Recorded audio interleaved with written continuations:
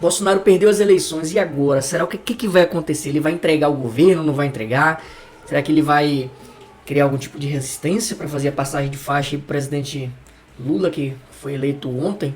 Bom, isso é uma questão muito interessante da gente discutir, né? Mas é que o foco desse vídeo aqui vai ser o seguinte: quais são os efeitos que essas eleições vai trazer aí sobre a economia do Brasil? Aquelas pessoas que têm dinheiro investido em bolsa de valores, têm dinheiro investido ali em renda variável. Outra questão é com relação à forma, à governabilidade do presidente Lula, né? Eleito aí agora, recentemente. Será que ele vai ter governabilidade? Fica comigo até o final, já se inscreve no canal se você não for inscrito, que a gente vai discutir isso item a item.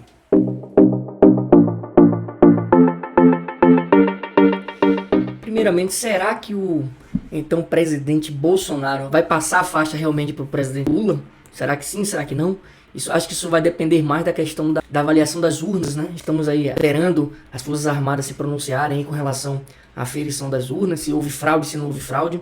Há quem diga que houve muitas fraudes, há quem diga que não houve fraude. Isso somente as Forças Armadas vai poder confirmar pra gente. A partir daí, eu acho que não vai ter muita alternativa para o presidente Bolsonaro de dizer que não vai passar a faixa ou vai passar, porque aí já seria uma questão mais complicada, né? Então, primeiramente, vamos aguardar a definição aí das auditorias que foram feitas paralelamente aí à apuração do TSE para ter uma decisão concreta. Não adianta nada ficar mandando um monte de vídeos com dados muito soltos que não tem como comprovar nada, porque isso aí também não adianta de nada, né? Vai confundir até com as fake news aí que já são disseminadas aí de uma forma muito ampla. Agora, com relação à governabilidade, vamos supor agora que o presidente Jair Bolsonaro ele passe a faixa para o presidente eleito Luiz Inácio Lula da Silva. E aí como é que vai ficar a questão de governabilidade? Já sabemos que o Congresso ele agora é formado na sua maioria por pessoas de centro-direita, né? Pessoas que foram inclusive eleitas aí com o apoio do presidente atual, né, Jair Bolsonaro.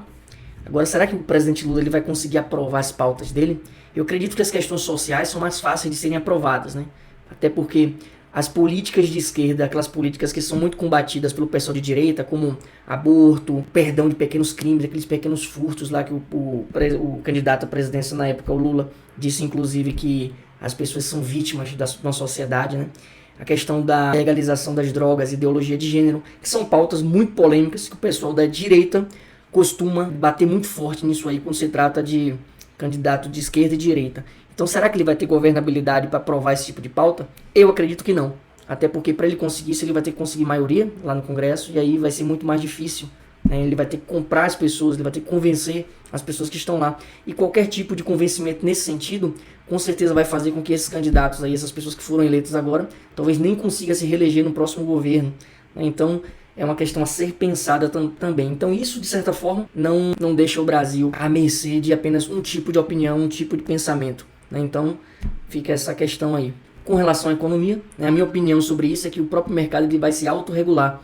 Então se a situação macroeconômica dos diversos países que o Brasil tem relação comercial forem boas, o Brasil também vai acabar surfando nessa onda. Como aconteceu lá no ano 2000, até 2004, 2005, inclusive que coincidindo aí com o primeiro governo aí do presidente Lula, que houve um boom das commodities muito grande no mundo e isso acabou arrastando o Brasil para cima também. Então, mesmo que o Brasil tenha crescido muito abaixo da média mundial e gastando muito mais, que inclusive isso pode ser explicado por conta da corrupção que foi muito escrachada nesse período, né?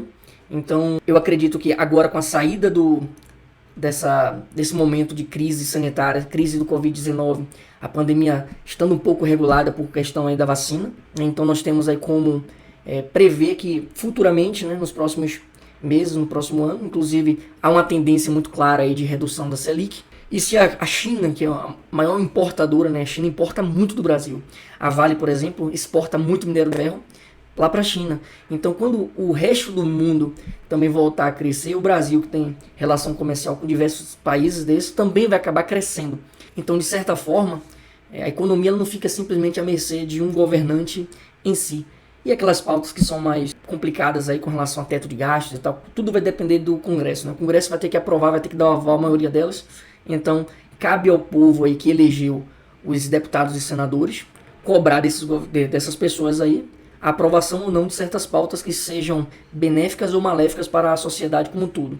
Eu acredito que o brasileiro, seja de esquerda ou seja de direita, ele não está querendo que o Brasil vá para o fundo do poço, né?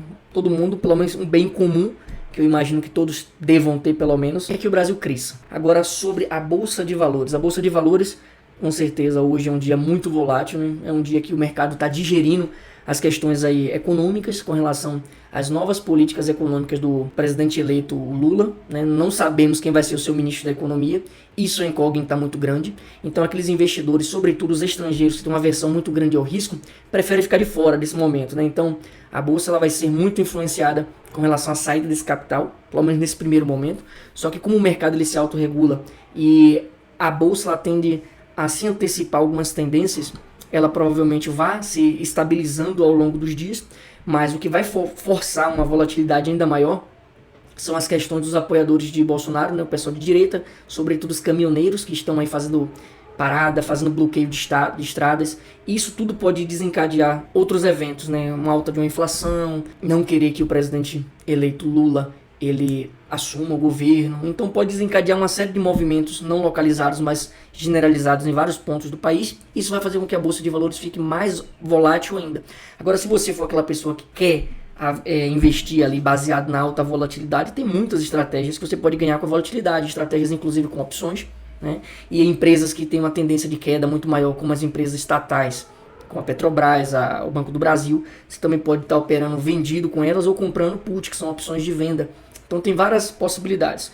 O que você tem que analisar é o seguinte: tem uma análise fria de todo o cenário, análise fria sem emoção, né? Avalie com consciência, com responsabilidade, tudo, e vamos torcer para que o Brasil dê certo. Vamos torcer para que os próximos capítulos dessa empreitada política se desdobrem de uma forma favorável e que todo mundo se saia bem nessa situação. Embora a gente tenha as nossas opiniões, né, sobre o pensamento de alguns, mas é a vontade do povo que vai ditar quais são as regras dos próximos 4 anos. Então, que Deus abençoe o nosso Brasil e até o nosso próximo encontro.